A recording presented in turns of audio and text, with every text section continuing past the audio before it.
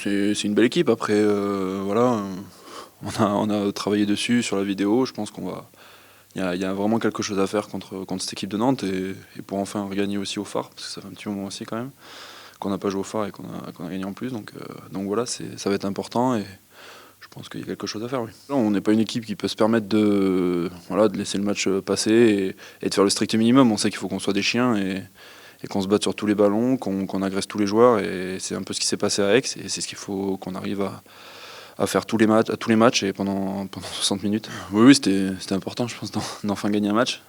En plus à l'extérieur contre une belle équipe d'Aix.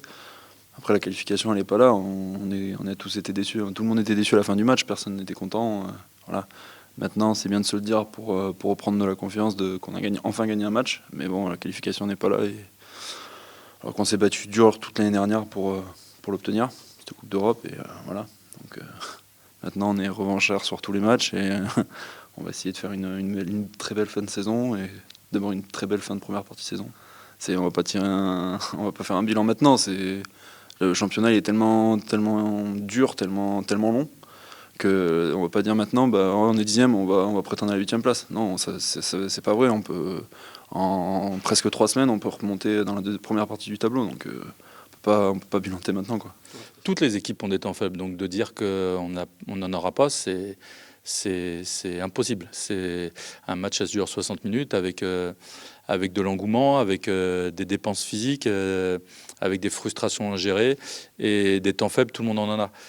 Maintenant, l'idée, c'est plutôt de les réduire et plutôt de remettre la dynamique comme on l'a déjà à l'heure actuelle, dans le bon sens, mais que cette dynamique-là soit plus mise en lumière pour nous que de noircir le temps faible.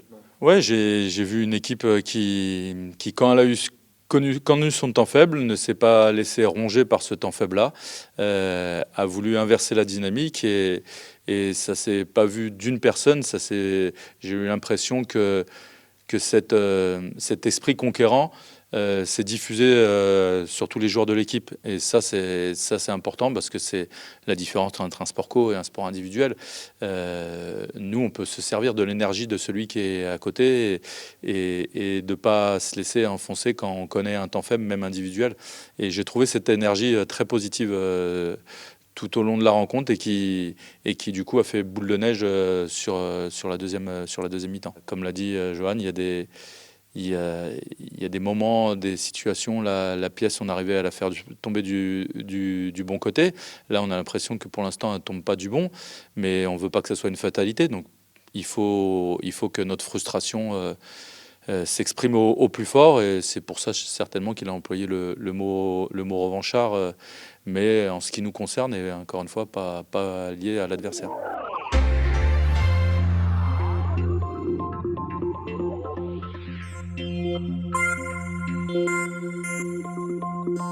Thank you.